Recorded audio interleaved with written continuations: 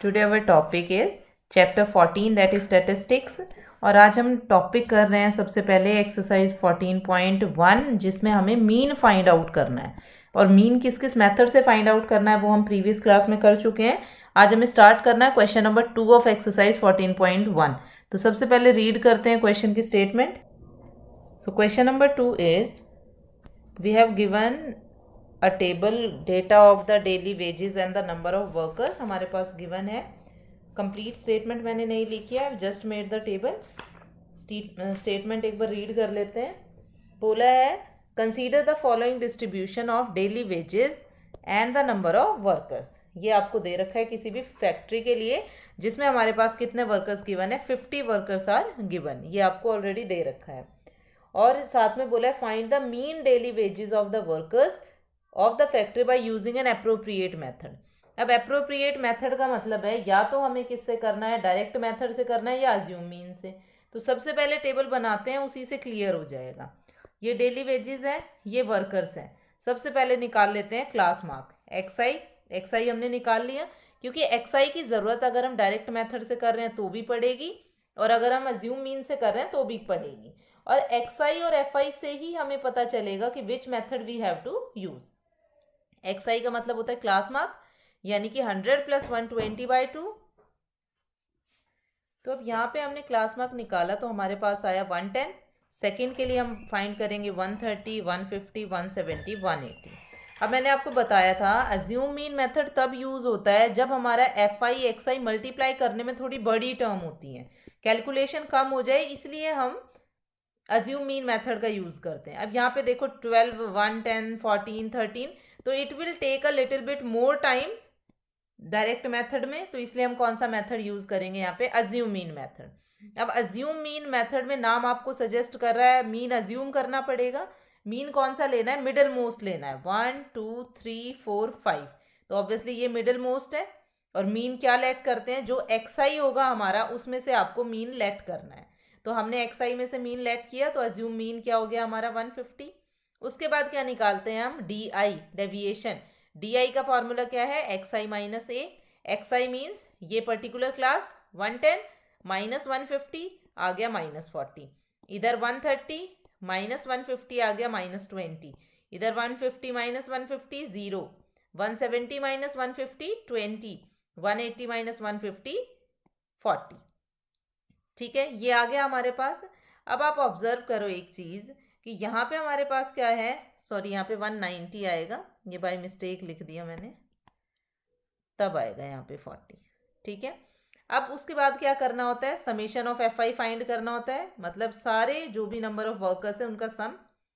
Next यहाँ पे step आता है F I into D I. F I into D I का मतलब डी आई ये है और एफ आई ये है। सो 12 इंटू -40 -480। यहाँ ध्यान रखना है नेगेटिव पॉजिटिव बहुत इंपॉर्टेंट रोल प्ले करता है। 14 इंटू -20 -280। 8 इंटू 0 0। 6 इंटू 20 120। 10 इंटू 40 400। अब इन सबको भी ऐड करना है, तो यहाँ से आया summation F I D I equals to -240। ये आप रफली ऐड करके यहाँ डायरेक्ट लिख सकते हो। फिर आपको नीचे बताना भी है कि आपने अज्यूम मीन क्या लेट किया था, assumed mean equals to 150। Mean का फॉर्मूला क्या होता है अज्यूम मीन मेथड से, A plus summation F I D I plus upon summation F I. 150 हो गया ए, एफ आई डी आई हमने फाइंड किया 240, एफ आई हमने फाइंड किया 50। यहाँ पे रख दिया, नेगेटिव है, डिवाइड किया, सब्ट्रैक्ट करके जो भी आया दैट इज आर आंसर। ये हमारा मीन आ गया। अज्यूम मीन मेथड, इसमें एज सच कुछ बोला नहीं था, सिर्फ बोला था अप्रोप्रिएट मेथड।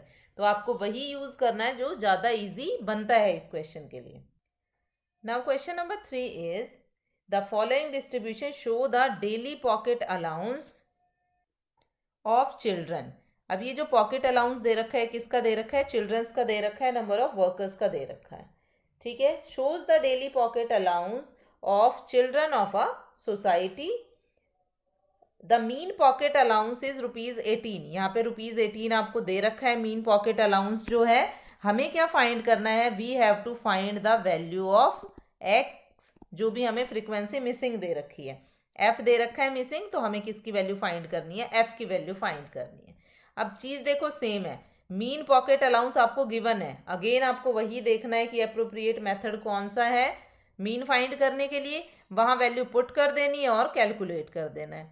यहाँ पे मैंने देखा क्लास मार्क निकाला तो 12, 14, 16, 18, 20, 22, 24, इधर 7, 6, 9, 13, F5, 4, कोई ज़्यादा बड़ी टर्म नहीं आ रही, तो मैंने क्या किया, डायरेक्ट मेथड यूज़ किया, FI XI means 7 into 12 84, 6 into 14 84, और ऐसे सारे मल्टीप्लाई करके लिखे। यहाँ बनेगा 20 into F, that is 20F, लिख दिया। नेक्स्ट स्टेप क्या होता है, समेशन FI, सब कुछ ऐड किया प्लस में F, समेशन FI XI, सारे टर्म्स ऐड की प्लस में 20F रह जाएगा हमारे पास। अब मीन का फॉर्मूला क्या होता है, summation FI XI upon summation FI, value put की, क्रॉस मल्टीप्लाई किया, एफ की दोनों टर्म्स एक साइड रखी हैं, कांस्टेंट एक साइड, और वहां से एफ की वैल्यू फाइंड आउट की। देखो ये वाला क्वेश्चन इंपॉर्टेंट बनता है, एक क्वेश्चन आने के चांसेस बनते हैं इस वाले क्वेश्चन के, जिसमें आपको मिसिंग फ्रीक्वेंसी फाइंड करनी है, तो अच्छे से करना है। The next question is question number 4, 30 women were examined in a hospital, और क्या एग्जामिन किया उसमें, number of heart beats per minute, ये वहाँ पे एग्जामिन किया गया है। साथ में ये टेबल हमें दे दी है, और क्या बोला है, find mean heart beat per minute for these women by suitable method. अब मीन हार्ट बीट मतलब मीन फाइंड करना है, सुटेबल मेथड अगेन वही चीज़ आपको खुद ऑब्जर्व करना है कौन सा मेथड आपने लेना है। तो यहाँ से हमारे पास क्या आया, नंबर ऑफ हार्ट बीट्स, ये टेबल दे रखी है, नंबर ऑफ वुमेन्स ये हमें दे रखा है, सिर्फ दो कॉलम हमें गिवन है, XI वाला कॉलम हमने खुद से बनाया है। XI देखो यहाँ पे क्या आया, 65 प्लस 68/2, आगे 66.5, ऐसे यहाँ पे आए 69, 72, 75, 78, 81, 84। अब टर्म्स तो बहुत बड़ी नहीं है, बट डेसिमल में भी है, और मल्टीप्लाई करने में आपको लगेगा बहुत ज़्यादा टाइम, तो हमें अपना टाइम बचाना है, तो उसके लिए अब हम क्या करेंगे, अज्यूम मीन मेथड की तरफ शिफ्ट करेंगे। अगर यही टर्म हमारे पास 60, 70, 80 इस तरह से होती, तो हम उसको डायरेक्ट मेथड से करते, क्योंकि उसमें कैलकुलेशन में टाइम नहीं लगता। अब यहाँ पे मैंने DI निकाला XI माइनस A, तो A क्या है, अज्यूम मीन। अब इसमें देखो 1, 2, 3, 4, 5, 6, 7 टर्म्स है, तो 3 नीचे छोड़ी, 3 ऊपर, ये हमारा आ गया मिडल मोस्ट यहाँ पे 75.5। अगर इवन नंबर ऑफ टर्म्स होती तो आपकी मर्जी है आपको कौन सी टर्म लेनी है, दोनों में से कोई भी एक चूज कर सकते हो। तो अब यहाँ से DI क्या आएगा, 66.5 माइनस 75.5 आ गया -9, नेक्स्ट आया -6, -3, 0। अब जो ये हमें कॉन्टिन्यूस क्लासेस गिवन होती हैं, इसमें जनरली जितना ऊपर नेगेटिव में आता है उतना ही नीचे पॉजिटिव में आ जाता है, या -3 है तो +3, -6 है तो +6, -9 है तो +9। ठीक है, हो गया। नेक्स्ट स्टेप क्या होता है, FI DI is -9, sorry FI is 2, DI is -9, so it will become -18। अब इसको मल्टीप्लाई, इनको मल्टीप्लाई किया आपस में, तो यहाँ से मेरे पास सारी वैल्यूज आ गई, इनको ऐड करना है, ऐड करके समेशन FI DI क्या आ गया 12, इधर समेशन FI मतलब फ्रीक्वेंसी आ गया 30। मीन का फॉर्मूला हमारे पास होता है x bar equals to A plus summation FI DI upon summation FI। यहाँ पे आपको सारी चीज़ें बतानी है, A क्या होता है, FI क्या है, DI क्या है, और समेशन FI वगैरह जो भी हमने फाइंड किया वो सब टेबल में बताना है आपको। तो A 75.5 प्लस 12/30 सॉल्व करके आ गया 0.04, तो ये बना x बार इक्वल्स टू 75.9। आप इसको चाहे अज्यूम मीन मेथड से करो, चाहे हम इसको डायरेक्ट मेथड से करें, चाहे पहले स्टेप डेविएशन मेथड था उससे करें, सबसे एक ही आंसर आएगा। The method is only for are convenient कि किससे हमारा क्वेश्चन ज़्यादा ईजी बनता है। Now the next question is question number 5। Question number 5 में क्या बोला है, in a retail market fruit vendor were selling mangoes sell कर रहे हैं, kept in a packing box, these box contain varying number of mangoes, the following was the distribution। ये distribution आपको दे रखा है, number of mangoes, number of boxes. ठीक है, दो टेबल में हमारे पास ब्लॉक गिवन है, आगे सारे ब्लॉक हमने खुद बनाए हैं। क्या पूछा है, find the mean number of mangoes kept in a packing box, which method of finding the mean did you choose.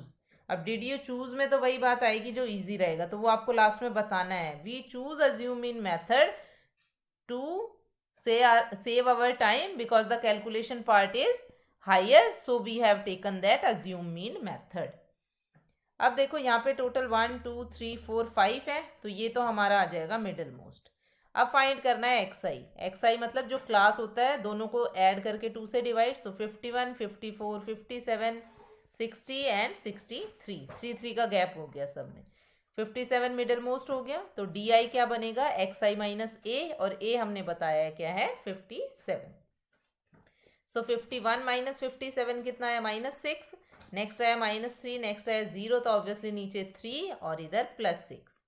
Now 15 into -6, 110 -3, 135 into 0, 115 into 3, 25 into 6। इन सबको ऐड किया, सबको ऐड करने के बाद हमारे पास क्या आएगा 75, तो इन सबको ऐड किया तो आया 75। यहाँ से एफ आईज को ऐड किया तो आया 400। अब मीन का फॉर्मूला क्या होता है, x bar equals to A plus summation F I D I upon summation F I.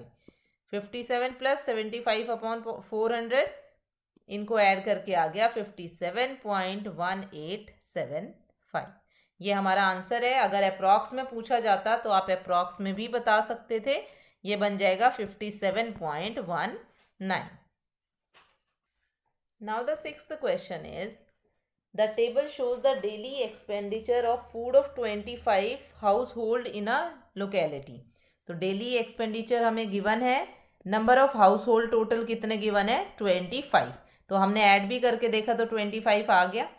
अब यहाँ पे ये डेटा गिवन है 100 to 150 में 4, और ये सारी चीज़ें आपको गिवन हो गई। एक्स आई फाइंड करते हैं, वही पूछा है find the mean by a suitable method. तो यहाँ पे अगर एक्स आई फाइंड करते हैं तो क्लास प्लस करके डिवाइड बाय 2 आया 125, फिर 175, तो 50 से ये इंक्रीज करते जाएंगे। अब आप खुद देखो यहाँ पे 125 इंटू 4, 175 इंटू 5, 12 इंटू 2 25, तो थोड़ी सी कैलकुलेशन ज़्यादा बड़ी रहेगी, इसलिए हम क्या करते हैं डी आई फाइंड कर लेते हैं। डी आई बनेगा x I minus A and A should be the assume mean, तो अज्यूम मीन आपको दिख ही रहा है, मिडल वाला 225 है, तो यहाँ से बना 125 माइनस 225 आ गया -100, -50 0 50 100। अब मल्टीप्लाई देखो 4 into -100, 5 into -50, 12 into 0, 2 into 50, 2 into 100, तो ज़्यादा ईजी है as comparison to F I X I, इसलिए ये हमने F I D I choose किया। अब यहाँ पे सबको ऐड किया तो हमारे पास आ गया -350, तो अब इसका समेशन किया तो आ गया एफ आई डी आई -350। अब मीन का फॉर्मूला क्या होता है, x bar equals to A plus summation F I D I upon summation F I. अब सबको ऐड करके हमने देखा तो यहाँ आया 225 प्लस, तो कैंसिल आउट किया तो कट करके 14 आ गया, सो 225 माइनस 14 इक्वल्स टू 211। अब देखो ये चीज़ ध्यान रखना, समेशन एफ आई डी आई है वो पॉजिटिव भी आ सकता है नेगेटिव भी, तो आपको कंफ्यूज नहीं होना है, ध्यान से करना है कि नेगेटिव आएगा कि पॉजिटिव आएगा, क्योंकि कई बार नेगेटिव भी आएगा तो भी आपको उसी तरह सॉल्व करना है, क्योंकि आंसर उसी पे डिपेंड करेगा। तो ये आंसर आया हमारा नेगेटिव के ऊपर डिपेंड करके, तो ध्यान रखना है, ऐसे नहीं सोचना है कि माइनस आया है तो गलत है, बस कैलकुलेशन पार्ट थोड़ा सा ध्यान से करना है। दूसरी चीज़, अगर आपको लगता है आपके पास बहुत ही कम टाइम है तो आप टेबल फॉर्म करो, टेबल का फॉर्मेट ज़रूर बना दो। जैसे ये सारे नेम्स लिखे हैं मैंने, ये सारा फॉर्मेट ज़रूर बनाओ, क्योंकि ये तीनों चीज़ें हमने खुद फाइंड की है। क्लास मार्क का फॉर्मूला बता दो, यानी कि एक सॉल्व करके बता दो, डी आई भी एक सॉल्व कर दो, एफ आई डी आई भी एक सॉल्व कर दो। लास्ट में लिखो मीन का फॉर्मूला, अज्यूम मीन क्या है वो सब लिखो, और कैलकुलेशन पार्ट छोड़ दो। इन केस आपको लगता है कि टाइम नहीं है तो आप जस्ट फॉर्मेट और सारे टर्म्स बना दो, उसमें भी आपको 1 या 2 मार्क्स मिल जाएंगे, क्योंकि ये तो आपको पता है टाइम ओवर होने के बाद भी सबमिट करते करते इतना टाइम आपको मिल जाता है कि आप फॉर्मूला लिख सको फटाफट। ठीक है, कैलकुलेशन पार्ट भले ही रह जाए बट फॉर्मूला पार्ट आपको ज़रूर लिखना है, टेबल का फॉर्मेट ज़रूर बनाना है। Question number 7 onwards we will do in the next class.